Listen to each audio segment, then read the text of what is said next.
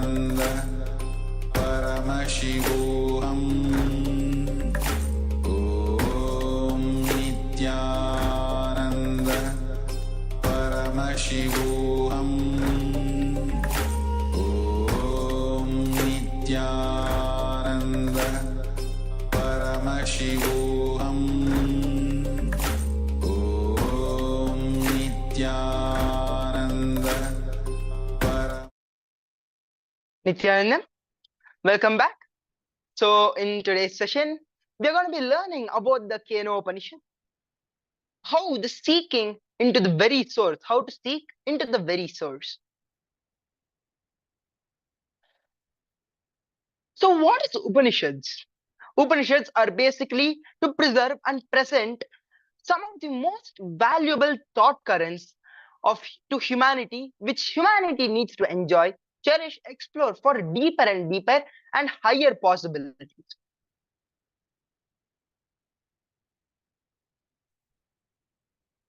So now we'll be looking at a beautiful video where Swamiji explains about the Keno Upanishad. So let us now get in the deep space of listening as we enter into looking at this beautiful clip.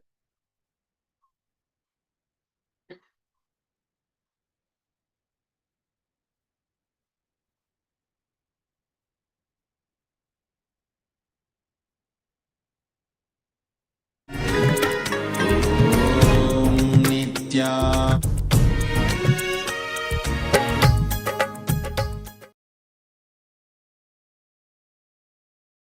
नित्यानन्देश्वरसमारम्भाम् नित्यानन्देश्वरिमध्यमाम् अस्मदाचार्यपर्यन्ताम् वन्दे गुरुपरम्पराम्.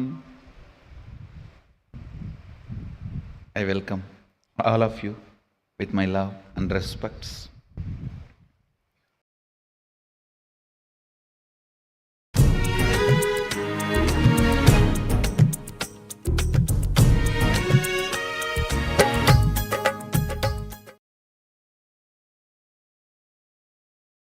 नित्यानन्देश्वरसमारम्भाम् नित्यानन्देश्वरिमध्यमाम् अस्मदाचार्यपर्यन्ताम् वन्दे गुरुपरम्पराम्.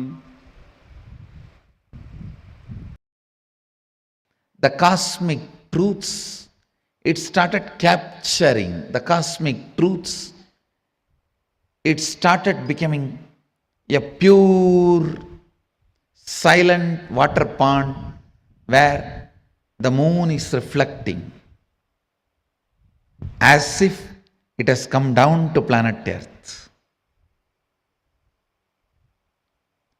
Moon is reflecting as if it has come down to planet Earth.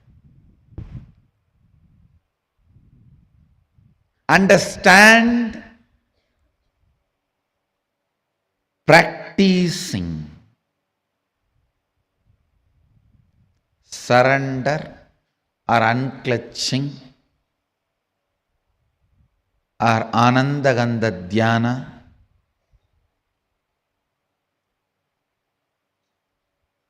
completion. All this not only brings peace into your heart, it raises the subtlety of your brain grooves and your brain's ability to capture the higher truths. Your brain's ability to capture the higher truths. Brain's ability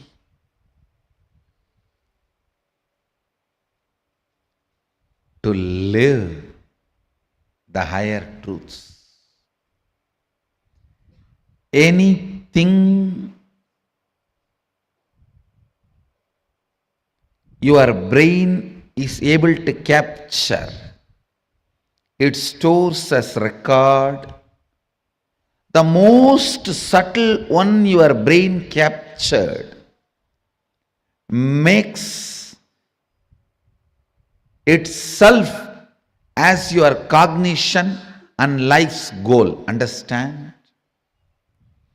Even once if you are able to understand, capture the word Satchitananda.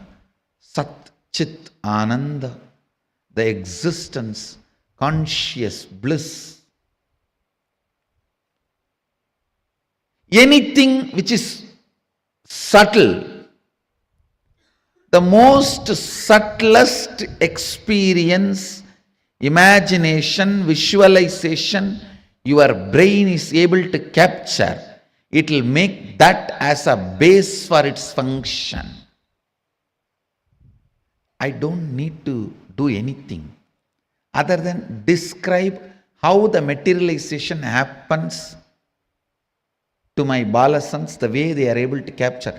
The moment their subtle grooves in the brain captures this, that power will start manifesting in them. Why I am saying balasans? Because they are more ready to listen. Their inner space has more peace. Their brains have more subtle grooves to imbibe what I am sharing. When I explain that science, if you can visualize it, that power will start manifesting in you. Because anything your brain can visualize, it will make that as your basic functionality. If I can explain moving from one body to another body, astral travel, and your brain is subtle enough to capture it, visualize it, you will start manifesting that power. All powers are like that only.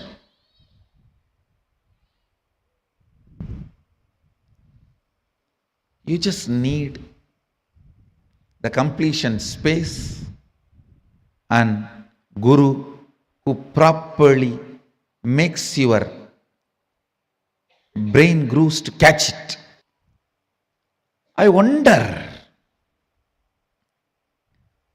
the sophistication with which these Upanishadic rishis were able to reflect the whole reality. I tell you,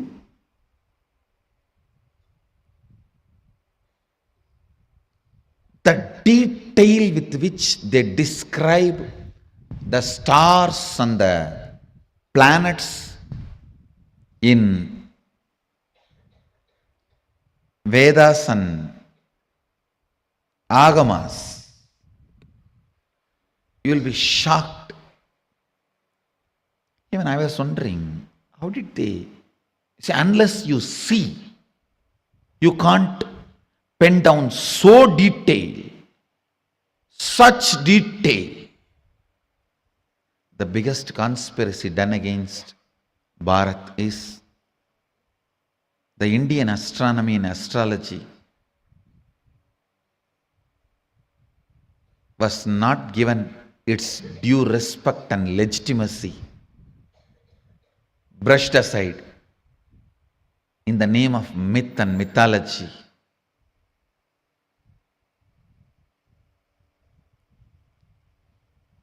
If you read, you will understand. Oldest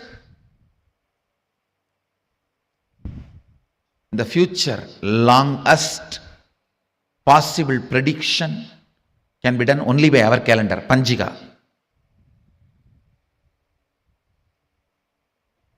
Science is so perfect.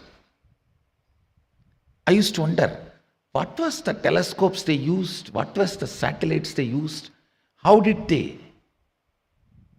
so precisely record the details? Actually, the exact method happened. I saw in the cosmic records. One rishi will sit in samadhi and reflect the whole cosmos in his inner space. The other rishi will just see his inner space, do fast forward, just like how you handle the iPad and pen down. That's the way they have done it. He will become so pure, complete completion, his inner space will just reflect the whole Milky Way, the whole cosmos. And the other Rishi who is recording will push, pull, do fast forward or rewind, even zoom in, zoom out and pen down. I commit with you guys, I'll make my balasans to do this. I'll give them this power.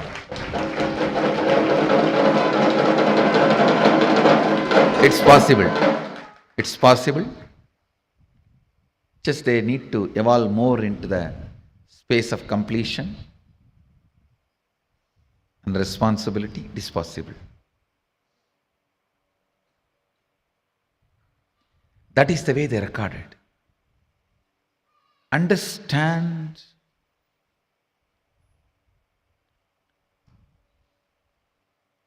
more and more your inner space gets into completion, more and more you will catch the sacred secrets about the source, cosmos. This question, by whom?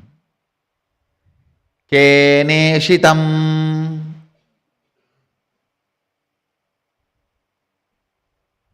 The Kena Upanishad, the essence of Kena Upanishad,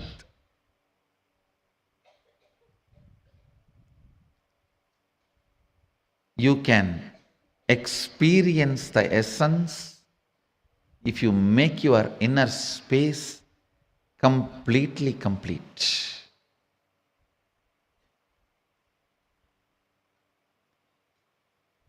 If you are ready with the completion, I can just show the exact reflection of Keneshitam.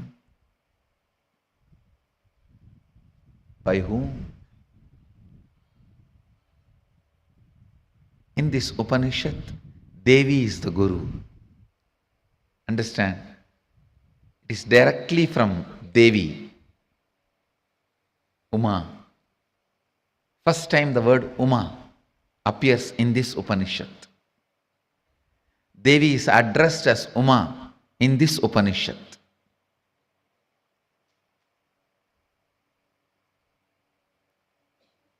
The word Ishvara, Isha, is used for Mahadeva in the first Upanishad. The word Uma is used for Devi in this Upanishad. You can reflect, capture, visualize exact, most subtle visualization with a little completion inside. Please understand. Understand this example.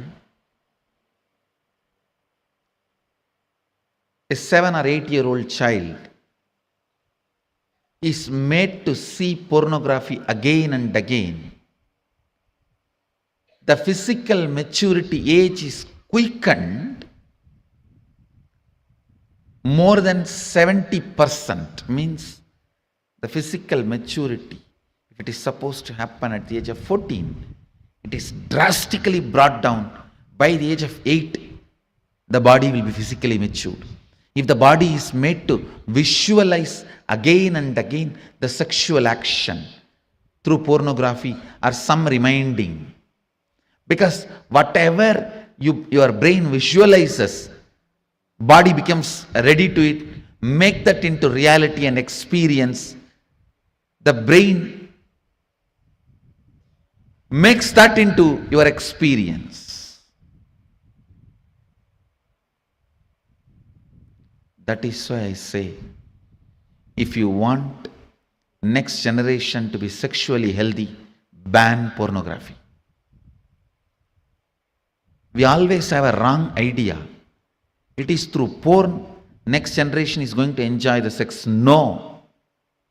It is going to be a big disease. If you want the next generation to have a healthy sexual life, ban pornography. Because that is going to reduce the age of physical maturity, which is going to drastically destroy the health of the next generation. Understand the truth I am trying to convey. Anything your brain can capture and enjoy, your life will make that into reality. If your brain can capture and enjoy the most subtlest understandings of cosmic sacred secrets and the spiritual powers, you will become just yogi, divya shariri. If you enjoy pornography, your body will be physically matured. If you enjoy these subtle powers, subtle understandings, simply your body will become divya shariri. You will become yogi, bala yogi, bala sant. Bala sant is a person whose brain captures all these highest conscious truths, subtle truths while you are young. The way your brain captures these great truths, simply your body starts manifesting it. You become yogi, you become a divya shariri, you become embodiment of Mahadeva.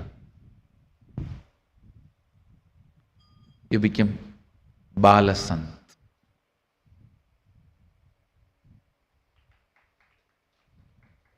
Understand? Ability to reflect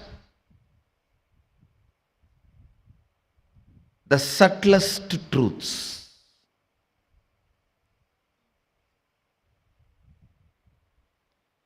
Ability to reflect the sacred understandings.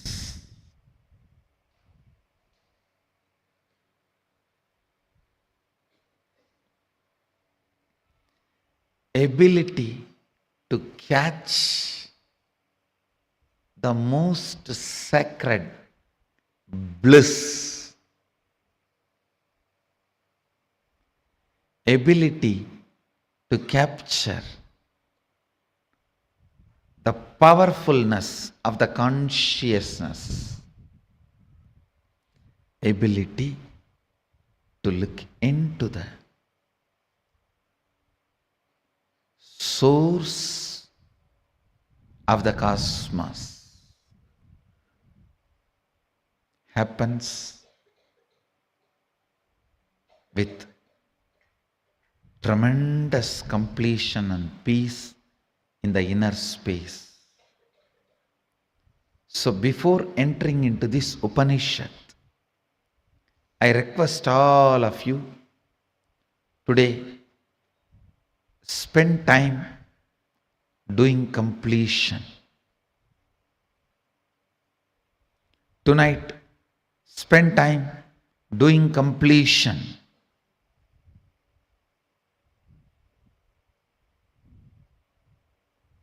Come back tomorrow with the space of complete completion, so I can reflect the Kenopanishad in your system. You can capture it, live it, love it, celebrate it. The essence of today's satsang, essence of Kenopanishad is seeking the source, cosmos. You can capture it by developing the subtle grooves in your brain, by evolving complete completion. We have further sessions for inner awakening participants. Today only It is starting. This time, I have to finish the whole inner awakening within 10 days. Because the next 10 days, Shivoham and Nithyanandoham process.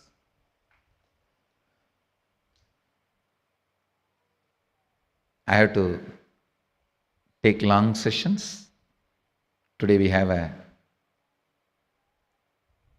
long day.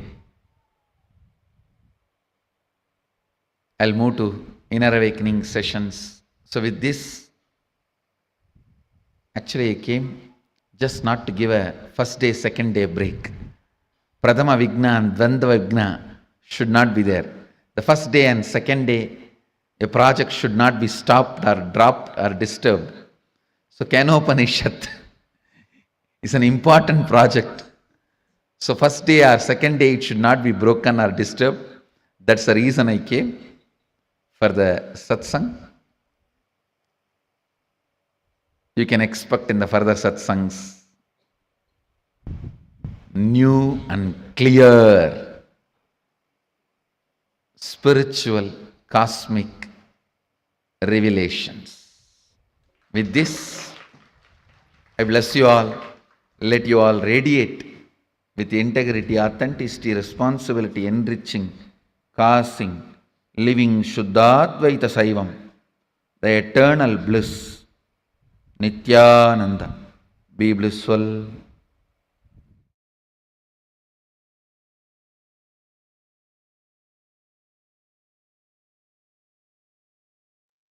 Sorry for the technical glitch. So in this video, we saw how beautifully Swamiji explained about the Kena Upanishad. And now let us get into a deeper understanding. The first thought current, who am I? Second, what happens after death?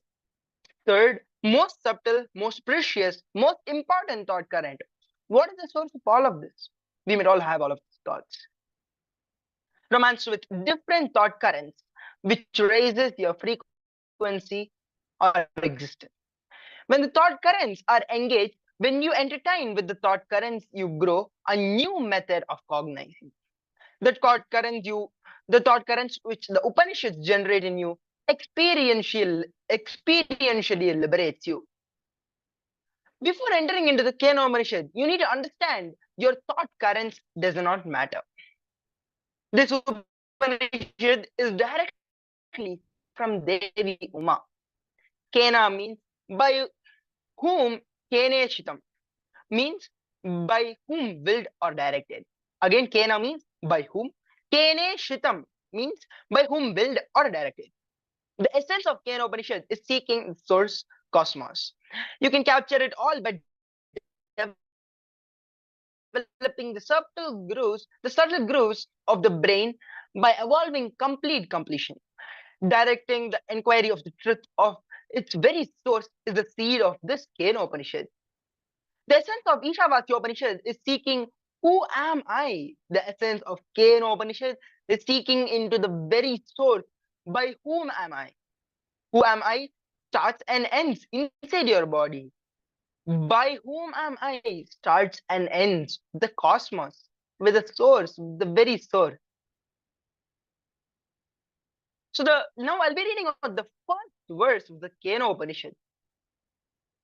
Kene shitam padati preshitam manah kena prana pradamah praiti yuktaha kene shitam vachamimam vadanti chakshushrotram kaudevo yunakti. The translation goes as, by whom, Kena, willed and caused, Ishitam, does the mind go towards and think it's an object? By whom, directed, Preshitam, and united with does the first vital life energy, the chief cause, Pratama Prana, comes forth towards its activities. At whose will does this speech get activated and speak? Enlivened, environed, and directed by what luminous divine power? By what invincible cause?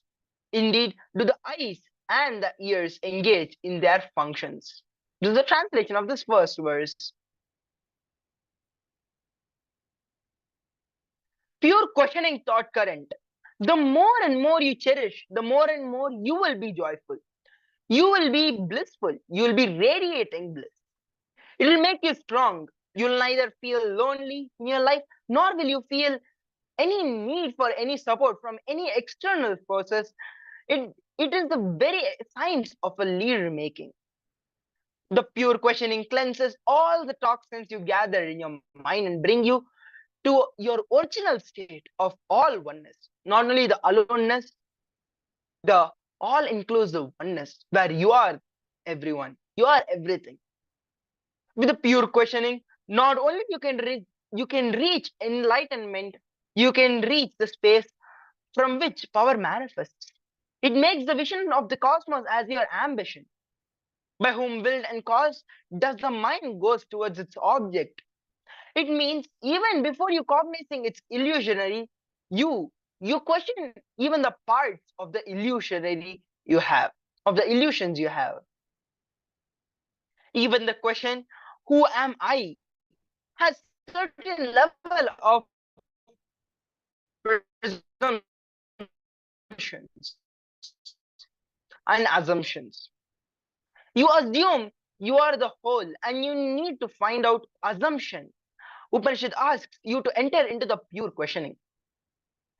First time when you start experiencing the inner image, outer image, and the life image, first time when you start experiencing the root pattern, the root incident, the root image, if you have false presumptions, you are a whole entity. You will allow the root pattern to happen. If you have pure questioning, you will allow the enlightenment to happen in you. The first time when you start experiencing the inner image, outer image, and the life image, the first time you start experiencing the root pattern. But instead, if you have the pure questioning in you, you will experience the enlightenment. Who is creating the inner image in me? By whom directed and united with which does the vital life energy and the chief cause comes forth towards activities? Means who is creating my outer image? Inner image is willed and caused by something which empowers the mind to go towards the object, towards its object. First time in your body, when the mind moves towards its object, that movement is called the inner image. It creates an inner image in you. If you allow that movement without being in awareness, without being aware of it, you will create your inner image. In that very root, if you question, kene shitam patati preshitam mana kena prana pradamai preti yuktaha. Your thought, if you catch the inner image before it gets formed, you caught the outer image before it forms. Because when you catch the inner image, you even catch the outer image. When your mind moves towards its first object, it creates your inner image, and the inner image is the first object your mind holds. That is the first object your mind holds. When you don't understand it is the first object, unfortunately, you think it's the subject. Object being misconstructed as a subject. The whole life is spent on protecting that object which you misconstructed as a subject in your life. Inner image is actually an object, but poses as a subject. The first inner image in your mind movement, the first image is your mind's movements on its first object. Because it happens so quickly in such an overwhelming moment of your life, before you even become aware of the various spare parts you brought with you. When powerlessness attacks you, the first moment of your mind to first object, the first movement of the mind happens towards the first object. The inner image is constructed as a subject. Everyone will want you to show your powerlessness to them. Only a guru wants to see how powerful you are, want to see your powerfulness. Guru wants to see you always powerful. In life, if you decide not to entertain anybody who wants to see you powerless or supports your powerlessness, who directly or indirectly enjoys your powerlessness, that itself will solve 90% of your problem. Decide to not entertain any of them in your life. Because more and more you're powerless, more and more they will support you. More you are powerless, more and more it will overpower them and it will underpower you. You will go into the more deeper space of powerlessness, and more you're powerless, they will be occupying you. If you ask the question, by whom will and cause does the mind go towards its object, you will not create the inner image. By whom directed and united with which does the first vital life energy chief cause comes forth towards its activities, means that the first outer image you declare. Now let's enter into a small exercise. How my mind is moving towards the object, the inner image, the root pattern you generated will start losing over you. Start losing the power over you.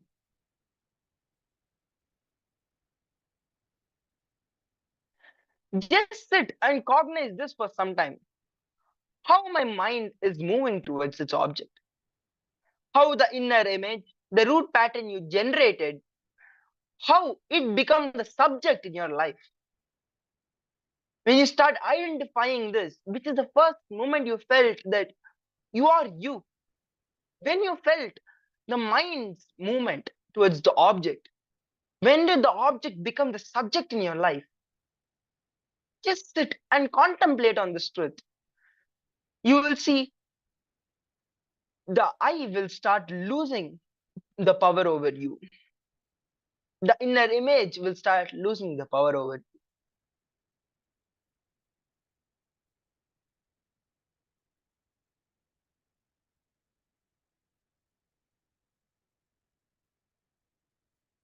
So now please take some time and do this exercise.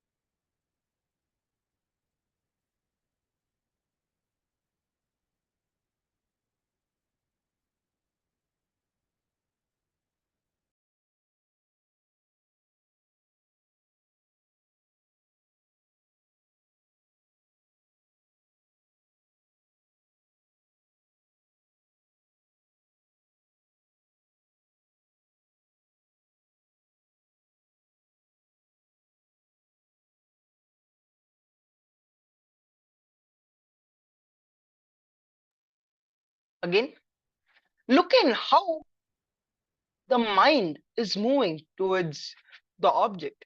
Look in how my mind is moving towards the object and how the object becomes the subject in your life. And when you cognize this, the inner image, the root pattern you generated will start losing power over you. So please sit and do this process very intensely, because this is a very powerful one. And just do it for a few minutes. Just please do it authentically.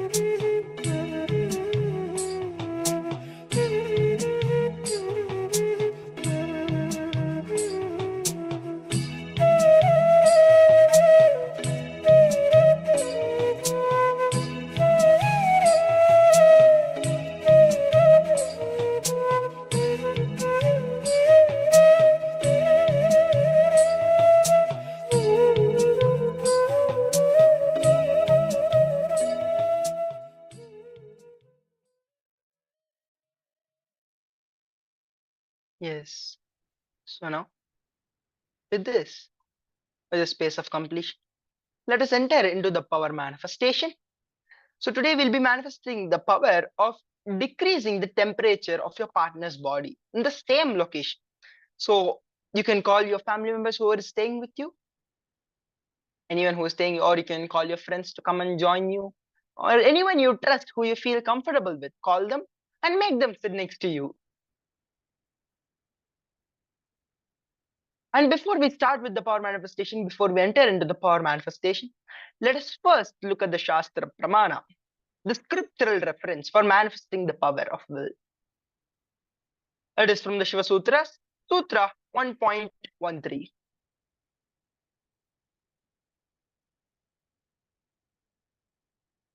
Icha Shakti Roma Kurami. So the translation goes as Bhagavan Paramashiva says, his will is the energy of Shiva and it is called Uma, the independent power of Paramashiva, and it is called Kumari, the cosmic energy that plays.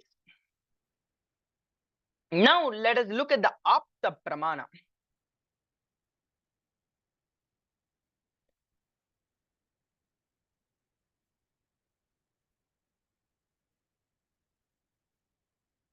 In Karur, the Chola king learned that a vassal prince named Adigaman was due to pay tributes to the king. The king declared war on the vassal and ordered the troops to destroy the enemy fort. The Chola army trimmed and annihilated the enemies and Adigan and razing the fort to dust. The Chola warriors arrived with the wealth and brought and served heads of the fallen foes as a sign of valor. As the king surveyed the pile of heads, he saw a head with matted hair. On further investigation, he realized his soldier was killed, a Shaiva ascetic. His soldier killed a Shaiva ascetic. To expiate the sin of killing a devotee of Shiva, he decided to end his own life. He built a funeral pyre. He smeared his body with sacred ash and took the head of the devotee in a golden, jewel-studded vessel on his head. He circumambulated the blazing fire and reciting the Panchakshara mantra, Om Namah Shivaya, and placed the Shiva devotee and finally plunged into the fire. For his supreme sacrifice, the fire changed into a flower rain and attained KAILASA. So this is a beautiful Apta Pramana for this power. And we'll be looking at the Pratyaksha Pramana, the scientific reference.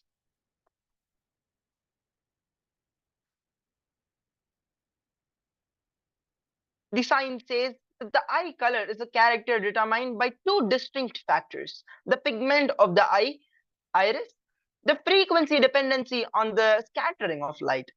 In humans, the pigment of the iris varies from light below the black, depending on the construction of the melanin in the iris determined by your DNA.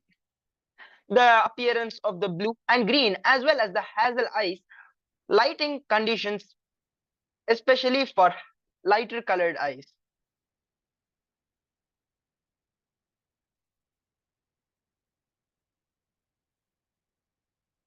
So with this, we'll be entering into the power manifestation.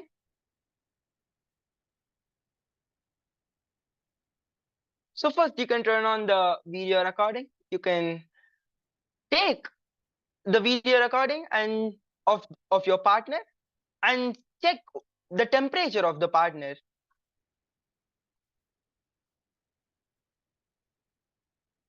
And then take a photo of it with a timestamp.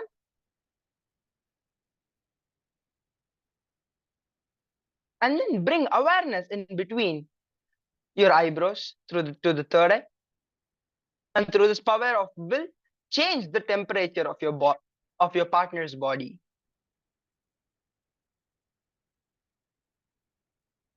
So now, get into the space of oneness with Swamiji.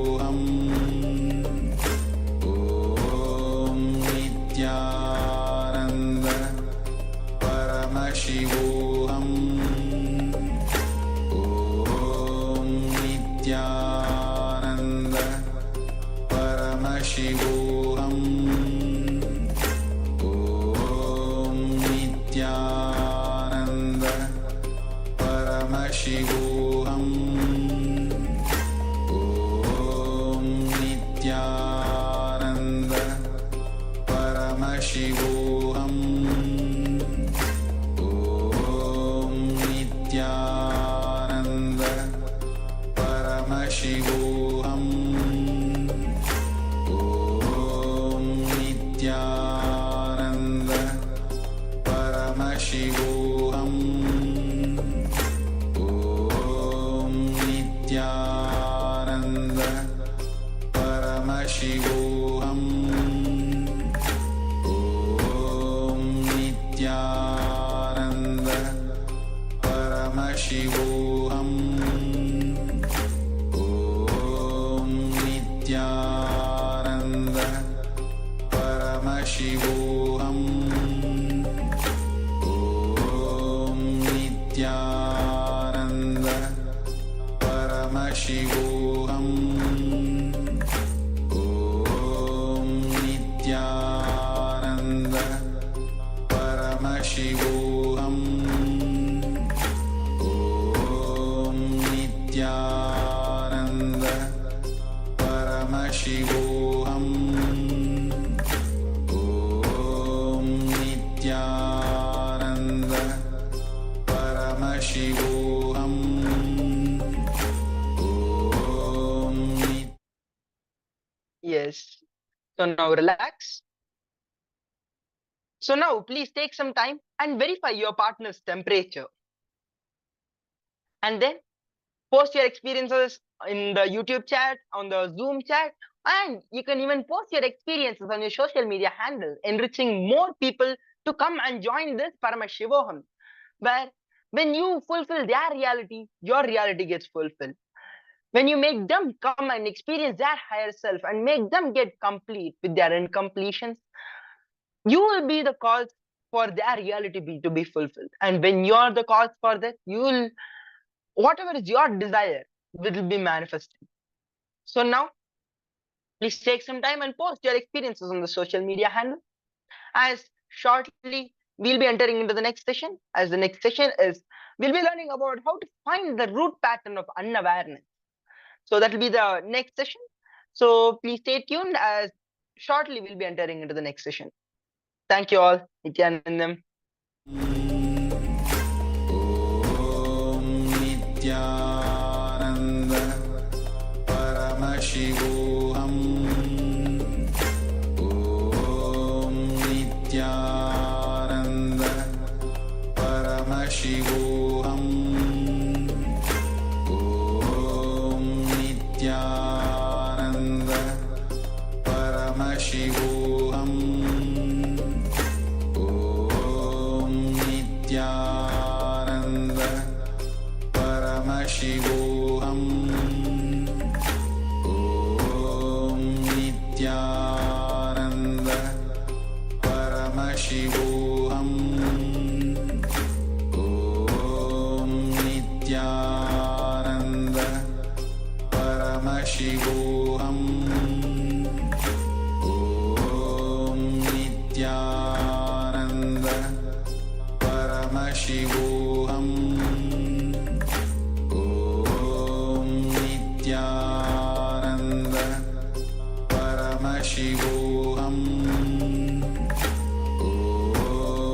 Nityananda Paramashivoham Om Nityananda Paramashivoham Om Nityananda Paramashivoham Om Nityananda Paramashivoham Om Nityananda Paramashivoham Om Nityananda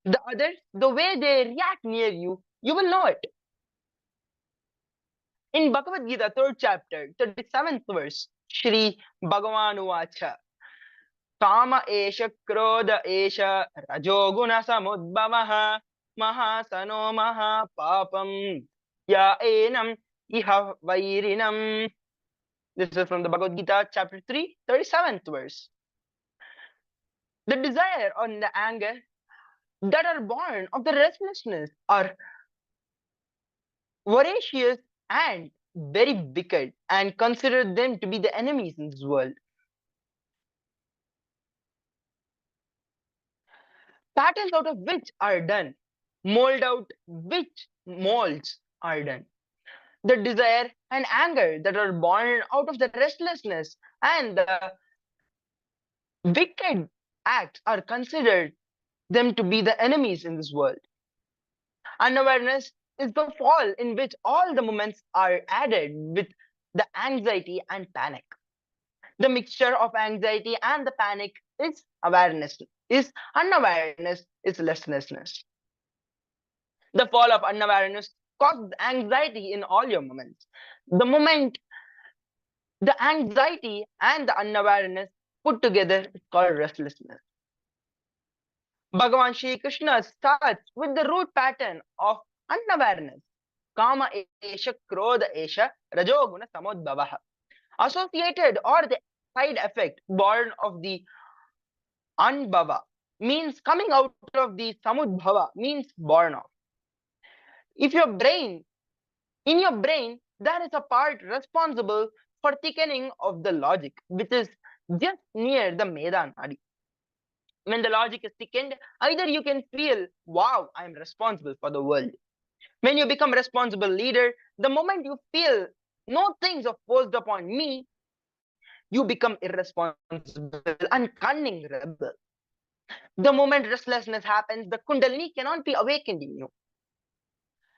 Let your thickened logic be engaged and entertained in the creativity, means 10 times more than what you can do. So work on the root pattern, the source pattern, restlessness. When you know the source pattern, half pattern, the solution is possible. Responsibility is living and responding, means the truth that you are the source of everything. Therefore, you are responsible for the all happenings inside you and around you. If you feel you're responsible for something, only then you will even look into the part of your life. Restricting your responsibility should never be allowed. You are a human being. You are responsible for the whole cosmos, not just the planet Earth. When you carry responsibility in your being, the very carrying responsibility in your being will raise you to a totally different level. Feeling responsible makes you a hero. Now let us look at a beautiful clip where Swamiji is explaining on how responsibility is a power. So now get into the space of listening as we watch this beautiful clip.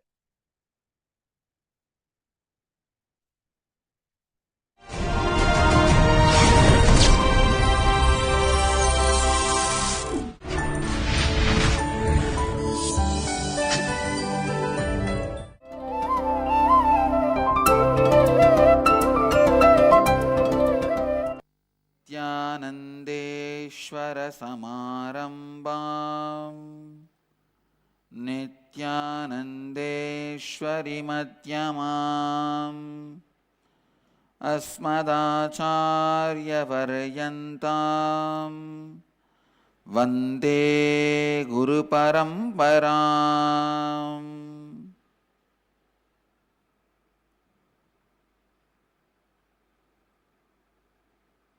इस समय हमारे साथ उपस्थित सभी दर्शकों और भक्तों का मैं प्रेम एवं आशीर्वाद सहित स्वागत करता हूँ। आज हम जीवन का तीसरा तत्व उत्तरदायित्व लेना कैसे आपके मन चाहे वास्तविकता का निर्माण कर सकता है, उसके बारे में बात करेंगे।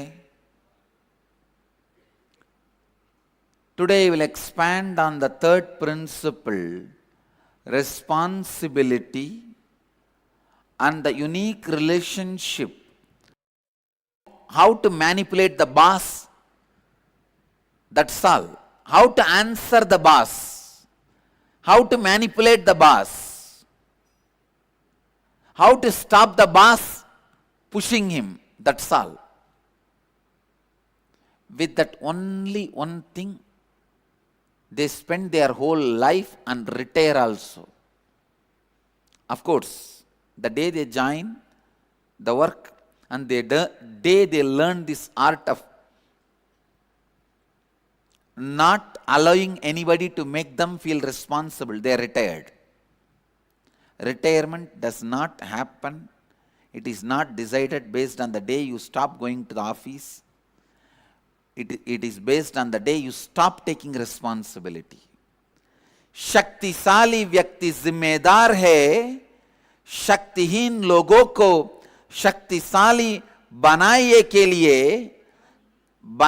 लिए धनवान व्यक्ति जिम्मेदार है निर्धन को धनवान स्थिति में लाने के लिए। वैसे ही ज्ञानी का उत्तरदायित्व है अज्ञान लोगों को ज्ञान का मार्ग दिखाना। आप जो भी चीज के मालिक हैं, उस चीज को सबके साथ बांटना आपका उत्तरदायित्व है। You become responsible to make everyone responsible. Listen, there are some category who don't take responsibility even for the actions they do or they are supposed to do, even for their own existence, because the actions they did not visualize the results are going to come this way. They don't take responsibility even for their own actions. Second, there are few people who take responsibility for their action. People who don't take responsibility even for their own action remain as slave forever. People who take responsibility for their action live as human beings, a middle class life, one house, one car, one wife, 2 kids, maybe one affair somewhere. A middle class life, what I call neo-middle class, happening in India. Life lived as mediocre, middle level, is not going to be fulfilling. There is another one class. People who take responsibility even for others' actions. When you take responsibility even for others' actions, others' irresponsibility, you become leader. Even if you are not reason for certain happening, if it is affecting you, only if you take the responsibility you will solve it. I'll tell you from my own experience. All the attack, persecution done on me is done by the group of atheists. I am not responsible for the atheism spreading. 30 years before my birth, it has started spreading in Tamil Nadu. I am not directly reason, but I am going to take the responsibility to eradicate it, because it is affecting my life. Listen, I am not reason for atheism spreading, but because it is affecting my life and my mission, now I am responsible to eradicate it. only when I take responsibility, even for others' action, I'll be able to solve the problem from the root, at the root level. Whatever may be disturbing you and your life's mission, ध्यान से सुनिए, whatever may be disturbing you and your life's mission, even if you are not reason, you are responsible. Listen. Being a reason is different. Being responsible is different. Many times, even if you are not directly reason, only when you take the responsibility, it is solved. Leaders are created with a DNA of responsibility. Responsibility is the software for leaders' inner space. कार्य का संपन्न ना होना और उसके लिए वैध कारण होना कार्य के संपन्न होने के बराबर नहीं है. धरती पर केवल तो तारे के प्राणी हैं, एक जो हर चीज के लिए स्वयं को जिम्मेदार मानते हैं और दूसरों व लोग जो स्वयं को किसी चीज के लिए भी जिम्मेदारी नहीं मानते हैं. जब आप अपने जीवन के परिस्थितियों के लिए उत्तरदायित्व नहीं लेते हैं, तब आप एक गुलाम बनकर जीते हैं. जब आप स्वयं के परिस्थितियों के लिए उत्तरदायित्व लेते हैं, तब आप एक साधारण मानव की तरह जीते हैं. और जब आप स्वयं के साथ अन्य लोगों की परिस्थितियों बुनते हैं और ईश्वरत्व की स्थिति का अनुभव कर सकते हैं. ध्यान से सुनिए, अन्य लोगों की परिस्थितियों का भी उत्तरदायित्व लेते हैं, तब आप नेता बनते हैं और ईश्वरत्व की स्थिति का अनुभव कर सकते हैं. Again, I wanted to remind you, if an egg is broken from outside, a life is destroyed. It's the end of the life. Life is killed. If an egg is broken from inside, life is happening. A life starts. If the egg is broken from outside, life ends. If the egg is broken from inside, life starts. If your cognition is broken from outside, you shrink, demolish yourself, destroy, fall into depression. It happens if you are irresponsible. If you stand with responsibility, egg breaks from inside, life starts. एक नेता का सृजन केवल जिम्मेदारी के साथ ही होता है. Not only take responsibility for your actions, take responsibility for everything which affects your life, even if it is others' actions. Only when you feel, when you decide you are responsible, you will even look into the direction of solving the problem. Only then you will solve the problem. Till then, you will be just blaming, he is responsible, he is responsible, he is responsible, he is responsible. All right. Blaming each one is responsible is not going to get you successful.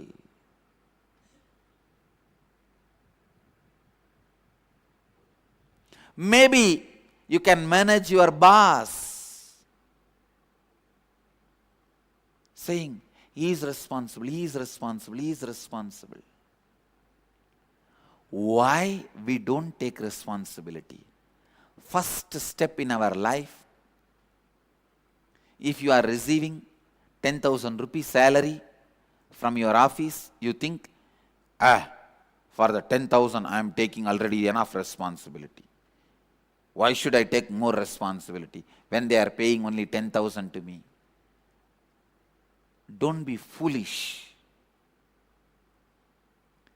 Taking responsibility is first going to help you to live an expanded life. It is not the favor you are doing for your boss. Listen, first thing you need to understand, the 10,000 which is paid is not equivalent to you and your service. Second, you need to understand, by you not taking the responsibility, you are not destroying your boss's possibility, you are destroying your possibility. It is like you destroy your possibility and you think your boss will be suffering. You drink poison, you expect your boss to die. When you don't take responsibility, you destroy your possibility. First, decide you are going to be in your peak possibility by constantly taking responsibility. Taking responsibility is the right mental setup. It is not that you are doing some favor to somebody by taking responsibility. By taking responsibility, you are doing favor to yourself. It is the greatest favor you do to you. When you break that pattern, why should I take the responsibility? Your life starts. When you build the pattern, why should I take the responsibility? Your death starts. When you stop taking responsibility, even if you are alive, you are not living. You are waiting to be buried. पुनः सुनिए, अगर अंधा बाहर से, अंडा बाहर से टूटता है, वह मृत्यु प्राप्त कर लेता है, और जब वह अंडा अंदर से टूटता है तब वह जीवन को प्राप्त कर लेता है। केवल जब मुर्गी उत्तरदायित्व लेता है तब वह अंडा जीवन का रूप लेता है। केवल उत्तरदायित्व लेने से ही आप आपके मन चाहे वास्तविकता को जीवन के रूप में अनुभव कर सकते हैं। जो कुछ भी आपके जीवन और जीवन के उद्देश्य की सफलता में बाधा डालता है, भले ही आप उसके लिए कारण रूप नहीं है, फिर भी आप स्वयं उसके लिए जिम्मेदार है।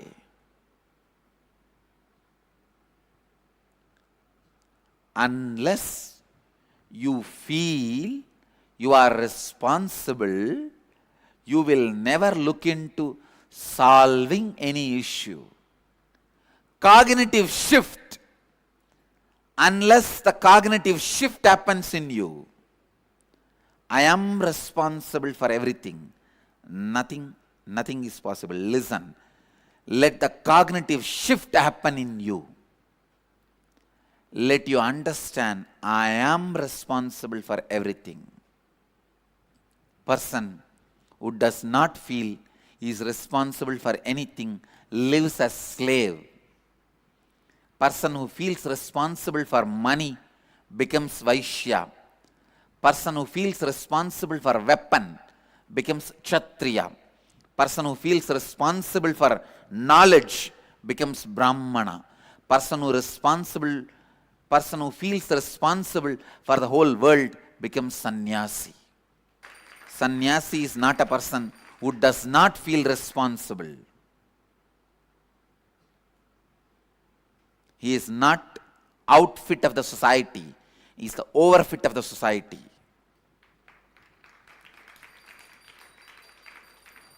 आपको कोई भी समस्या का समाधान तभी प्राप्त हो सकती है जब आप इस मनोभावना के साथ जिए कि आपके जीवन में हो रहे हर संघर्ष के लिए आप स्वयं उत्तरदायी है.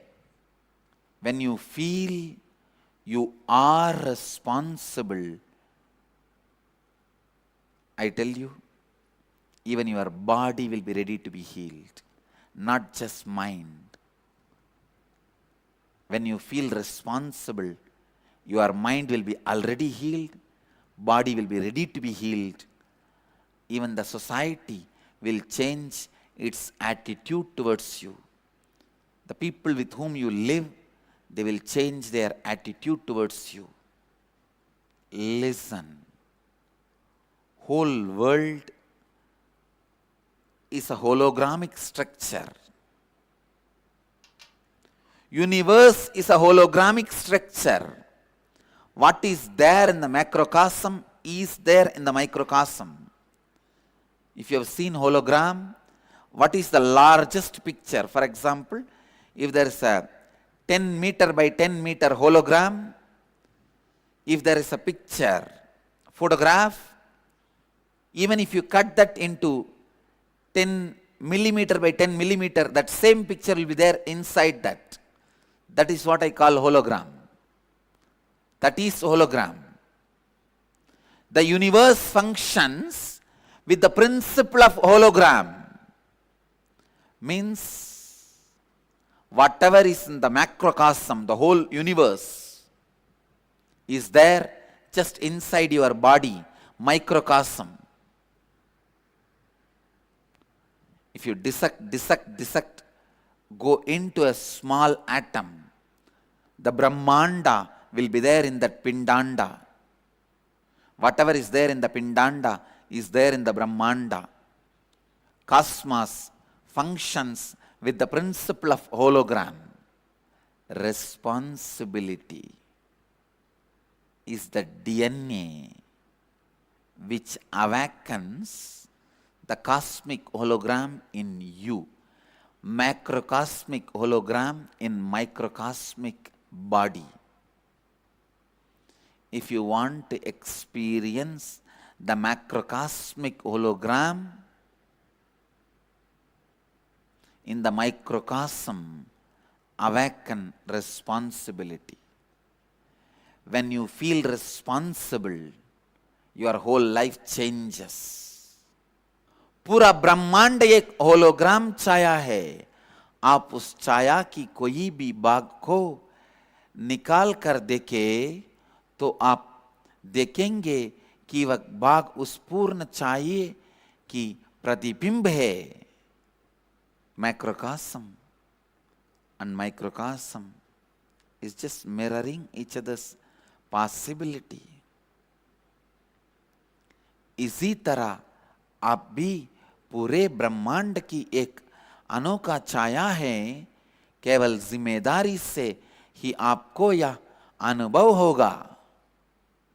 When you feel the responsibility for existence, you become existence, and existence feels responsible for you.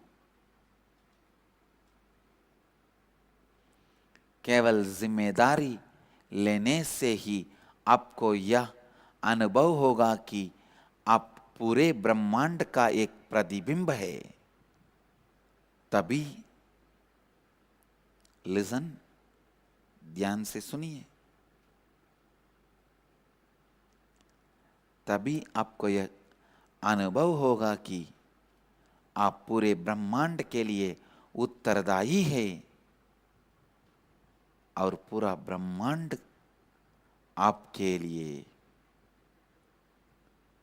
उत्तरदायी है. पहले याद कीजिए कि आप अपनी क्षमता की चरम सीमा पर रहेंगे. जिम्मेदारी लेने से आप स्वयं पर सबसे बड़ा एहसान करते हैं. जब आप जिम्मेदारी ना लेने की मनोवृत्ति को तोड़ देते हैं, आपका जीवन आरंभ होता है. जब आप यह मनोवृत्ति को बनाते हैं, आपकी मृत्यु आरंभ होती है. जब तक आप स्वयं को जिम्मेदार होने का अनुभव नहीं करेंगे, आप कभी भी कोई भी मसले को सुलझाने के लिए प्रयत्न नहीं करेंगे। मसले को सुलझाने के लिए प्रयत्न नहीं करेंगे। केवल जिम्मेदारी लेने से ही आपको यह अनुभव होगा कि आप पूरे ब्रह्मांड का एक प्रतिबिंब है। तभी आपको यह अनुभव होगा कि आप पूरे ब्रह्मांड के लिए उत्तरदायी है और पूरा ब्रह्मांड आपके लिए उत्तरदायी है। If you feel you are poor, take responsibility to it. If you feel you are sick, take responsibility to it. If you feel you are not having right relationship in the life, take responsibility for it. If you feel you are not in the right space, take responsibility for it. If you feel you are not in the right place, take responsibility for it. Take responsibility for everything continuously. केवल जिम्मेदारी लेने से ही आपको यह अनुभव होगा कि आप पूरे ब्रह्मांड का एक प्रतिबिंब है। तभी आपको यह अनुभव होगा कि आप पूरे ब्रह्मांड के लिए उत्तरदायी है और पूरा ब्रह्मांड आपके लिए उत्तरदायी है। I have seen some people shivering in front of responsibility. Responsibility is not death which has come to take away your life, is Yama to come to make you enlightened. Be authentic like Nachiketa. Death will be Yama to make you enlightened. Constantly feeling, go on feeling responsible, responsible, responsible, responsible. Go on feeling responsible, responsible, responsible for everything. When you feel responsible, your inner space will find solution for it. Find solution for it. When you feel responsible, your inner space will find responsible for it. अगर आपको लगता है कि आप सही जगह या स्थिति में नहीं है, तो उस जगह को परिवर्तित करने के लिए आप उत्तरदायित्व लीजिए। तब आप यह देखेंगे कि आपके सामने कोई भी संघर्ष या समस्या ज्यादा समय तक जीवित रख नहीं पाएगा। Responsibility makes your ordinary desire to the ultimate space of desirelessness as reality in your life. Your ordinary desire to have a good meal tomorrow, to your desire to be in desireless space of enlightenment forever. Everything becomes reality, is realized when you take responsibility. Responsibility is not cognitive shift. Daya, sit up. It is just new cognition itself. With responsibility, the new life, new possibility happens to you. New being happens to you. With everything, you become new person. So naturally, everything responds to you as new person. Responsibility is a universal value. As an individual, for you to flourish in your life, or as a family to be a stable family, or as a team to deliver what you have to deliver, or as a community to be supporting each other in every level. Responsibility.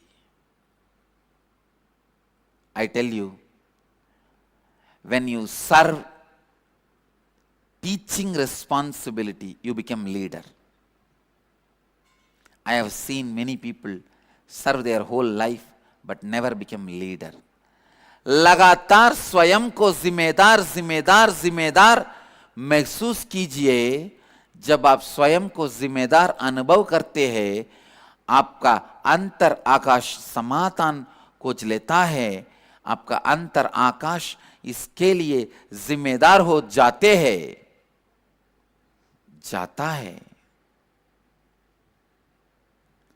I started feeling responsible at the age of 11. There was a religious riot in Tiruvannamalai much before my birth. One day, one cricket match was happening. Of course, when I was 11-year-old boy, those days radio was very popular. So in one match, I was never interested in the cricket from the beginning. In one cricket match, India lost, Pakistan won. One of my classmates, Muslim boy, he was jumping and enjoying, celebrating it. So my maths teacher told that boy, hey, India is your country. You should not celebrate the loss of India. But that boy was telling, no, my people taught me Pakistan is our country. So he was celebrating. I was seeing this conversation, I could not understand. As an 11-year-old boy, I do not know what is Pakistan, what is India first of all. And what is cricket also I do not know. But this maths teacher is kind of a close friend to me. I asked him, what is happening? Why are you telling that boy what you are telling? He was my friend. We used to play together. In those days, the Indian villages never had this problem of different religion and all that. It was like a one family, one society. So I was asking the teacher why you are telling what you are telling. Then the teacher explained to me that this is India, that is Pakistan, and our country lost in the cricket, and he should not be celebrating for it, but he is celebrating because enemy country won. I was only bothered about only one thing. I asked him immediately, if our country lost means, will they take away our temple? That's all is the first thing I asked. He said, no, no, no. It is only cricket match. We will not lose Arunachaleshwara temple because that was my life. I did not bother about what is India, what is Pakistan, what is cricket. I only know one thing in my life, very important, is that Arunachaleshwara temple. Where whole day I play and where I live. Will they take away our temple? That's all I asked. He said, no, no, no, don't worry. The temple will not be taken away. The temple will be continue to be with us. Then I was not interested in anything. I left it. Then I said, all right, then I don't care. You go. And I went away. After a few days, in some other situation, he was explaining that to few of us who go to his house for tuition and all that. So he was explaining. That time he said, there was a riot in our place long before. Two religious people attacked each other and killed each other. It was a Ganesh Chaturthi festival.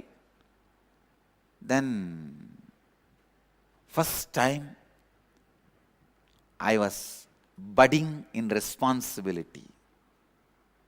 I asked him, What can we do that this should never happen again? He said, we should organize programs, festivals, functions, and we should invite them and we should go to their function.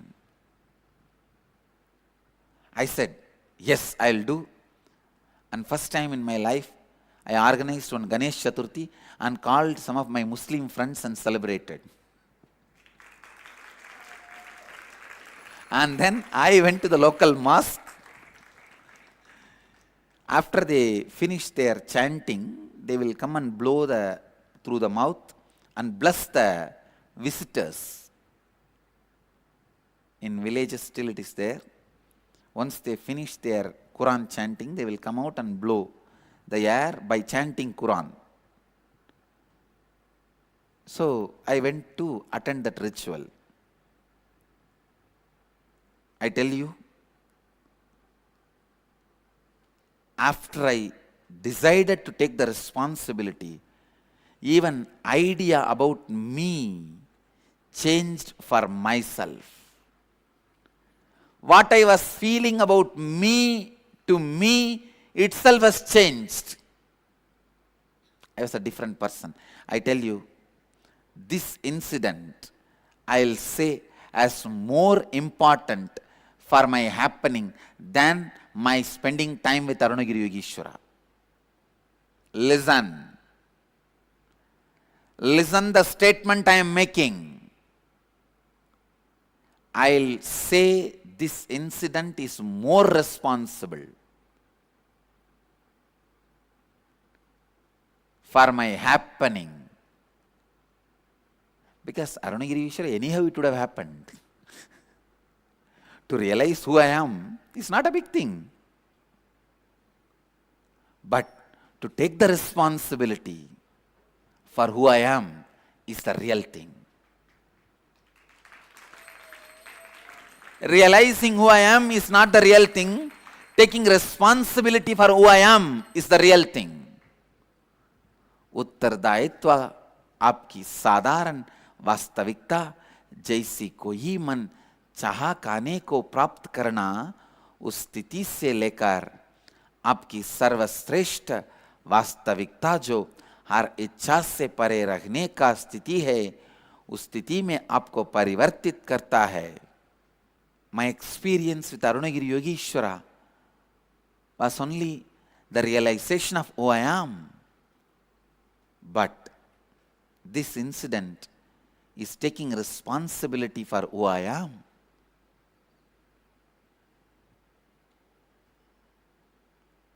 That was the first function I organized.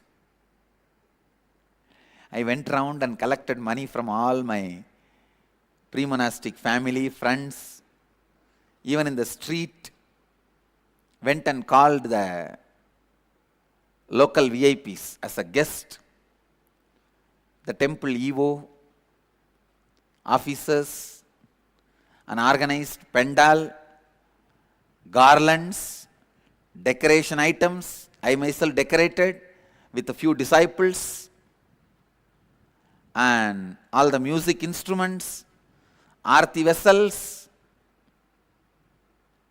I think almost all department I started that day. Publication department, spreading department, temple, sacred arts, almost all departments I started at the age of 11. What we are doing as Sangha now, I started doing at the age of 11. I tell you, from that time, I was just continuously expanding. Life was just expanding and expanding. Nothing but expanding. केवल उत्तरदायित्व ही आपको आपके उच्चतम क्षमता में स्थापित करता है. केवल उत्तरदायित्व ही आपके जीवन को लगातार विस्तारित करता है. If you are a housewife, take responsibility of that. If you are working, take responsibility for that. If you are a father, take responsibility for that. If you are a student, take responsibility for that. If you are a son, take responsibility for that. Whatever dimensions you have in your life, take responsibility for everything. जब आप जिम्मेदारी लेने का फैसला करते हैं, स्वयं के बारे में आपकी धारणा बदल जाती है. केवल उत्तरदायित्व ही आपको आपके उच्चतम क्षमता में स्थापित करता है. केवल उत्तरदायित्व ही आपके जीवन को लगातार विस्तारित करता है. इसीलिए आपके अंदर एवं बाहर होने वाले हर चीज के लिए उत्तरदायित्व लीजिए. अगर आप एक पिता है तब उसके लिए उत्तरदायित्व लीजिए. अगर आप एक पत्नी है तब उसके लिए उत्तरदायित्व लीजिए.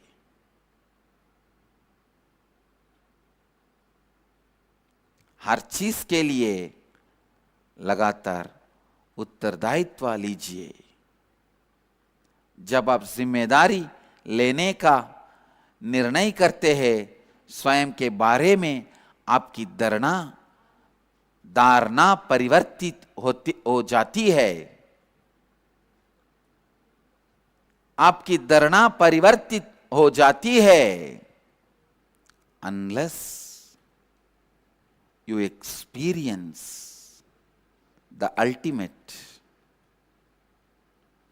you experience the reality.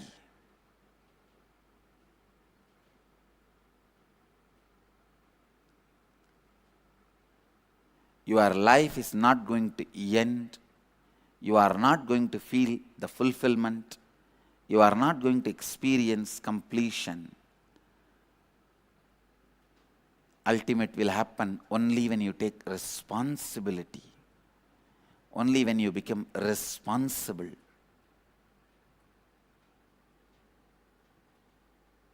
Only when you become responsible, the ultimate happens. Let you know very clearly.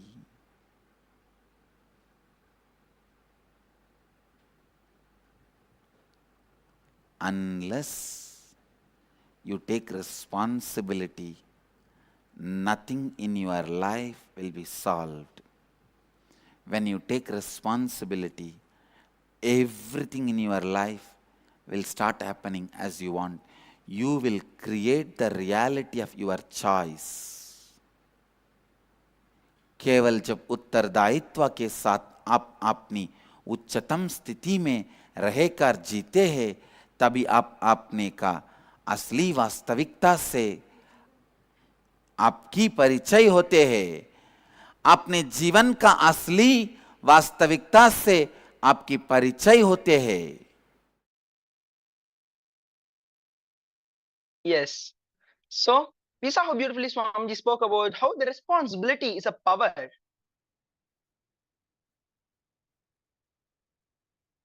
Feeling responsible in your being, you don't need to do anything, any action. You don't need to do any thinking. Decide from your very being. You will feel responsible for the whole world. Suddenly, you will see all your actions will have authenticity. Thinking will have integrity. Real ownership is constant action done in perfection. Yoga karmasu kaushalam. Constant action performed in perfection is the continuum creates a feeling of ownership for others and not for you is real ownership. Responsibility is living and operating from the understanding that you are the source and therefore you are responsible for all the happenings around you in your life, in and around you in your life. Because you are the source of all the happenings in and around your life. You are responsible for all the happenings in and around your life. When you take the responsibility, not just for your image about others, but also others' image about you, you expand, you express miracles, powers through your third eye. This is the science of Shaktis. Ramakrishna tells Vivekananda, you have to go all over the world to teach. Take my message. Vivekananda is shaken to the core. He shivers and says, not me, no, not me. So much work. I just want to be in Samadhi. That's all. I just want to be in Samadhi. Vivekananda, actually, Ramakrishna fires him. I thought you will be a banyan tree for the whole world and you're behaving so cheaply. That you want rest in Samadhi, be in Samadhi. I tell you, but once Vivekananda cognized his responsibility as a cognition, not as a work, the amount of work Vivekananda performed, still nobody is able to beat that record. So in the Bhagavad Gita, there is a beautiful verse in the 2nd chapter, in the 47th verse. Karmanye vadikaraste ma pale sukadachana ma karma palahe turbur mate sangostva karmani. Do your duty, don't expect results.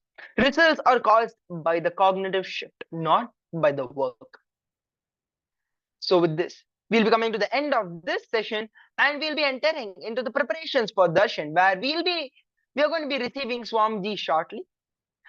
So all of you get ready to invite Swamiji, to receive Swamiji.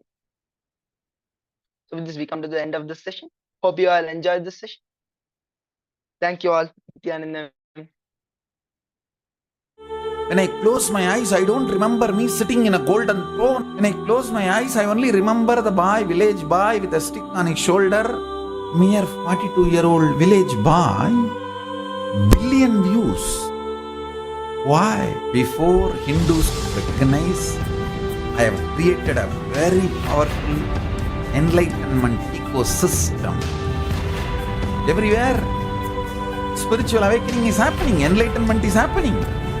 People are manifesting enlightenment, manifesting powers, everything.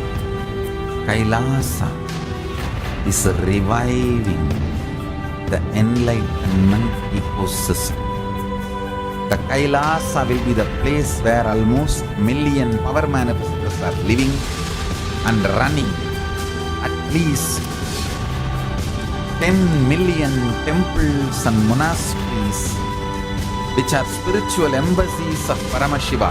Enlightenment becomes the source for energy and excitement.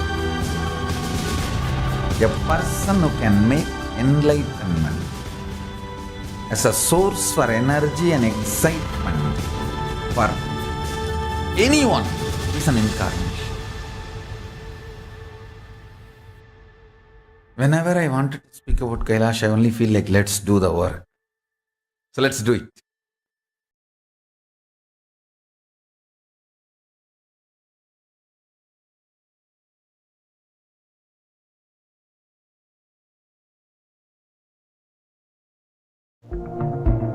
When you look up into the night sky, are you curious to know the energy that runs this universe?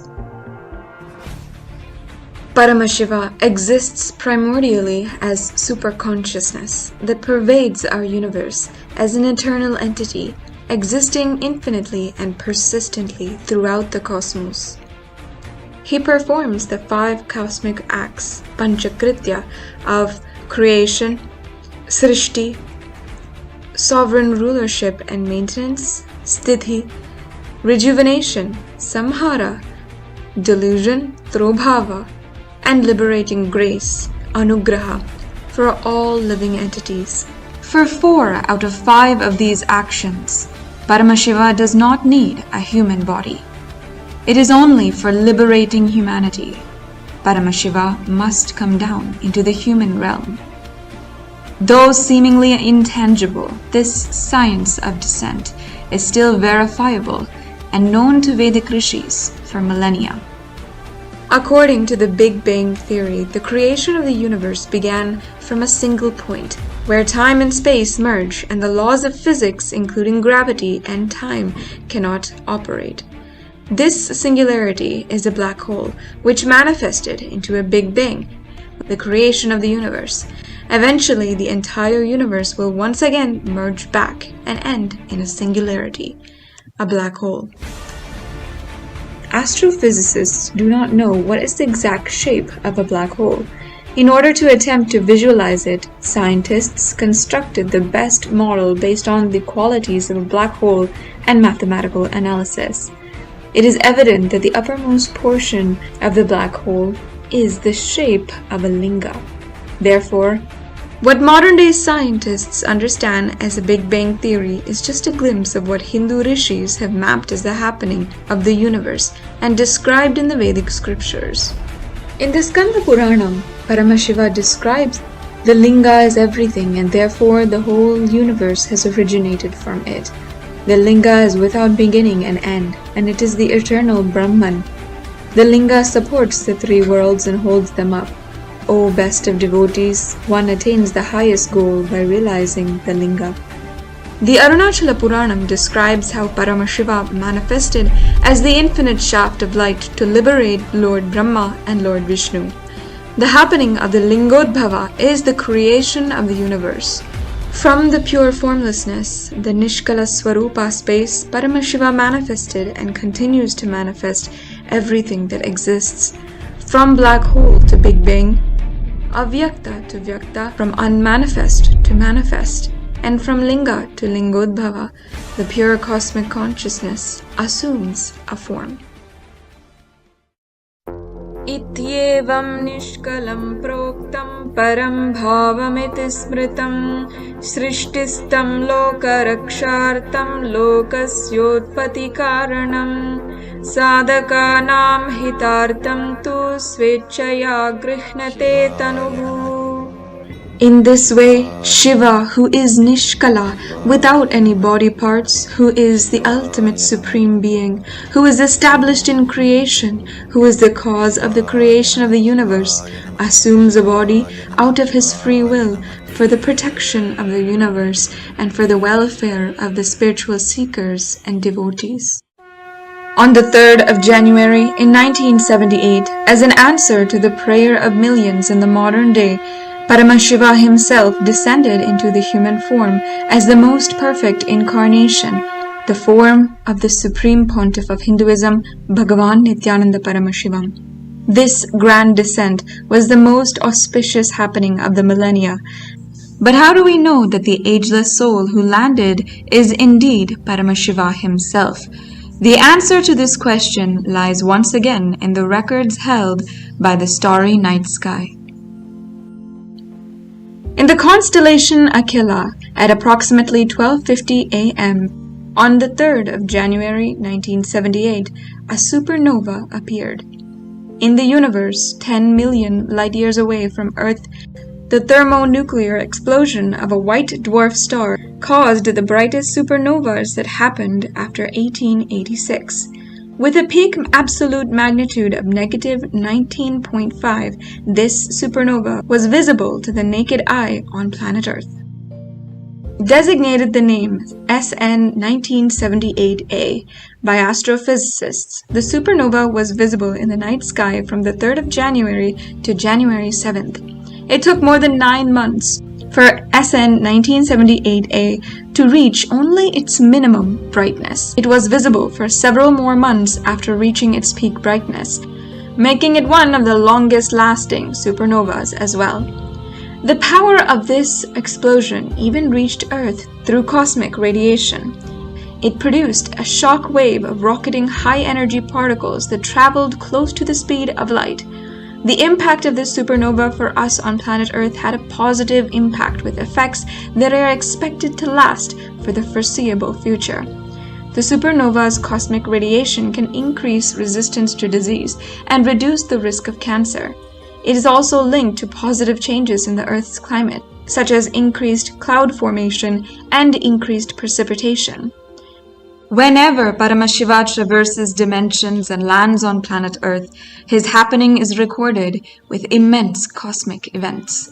Supernova 1978A is thus nothing but a cosmic indicator, a truth-telling and verifiable message from existence of his own happening once again on Earth. From the beginning of the revival of KAILASA in 1978, the Supreme Pontiff of Hinduism has been a source of love, strength, and possibility for millions of people.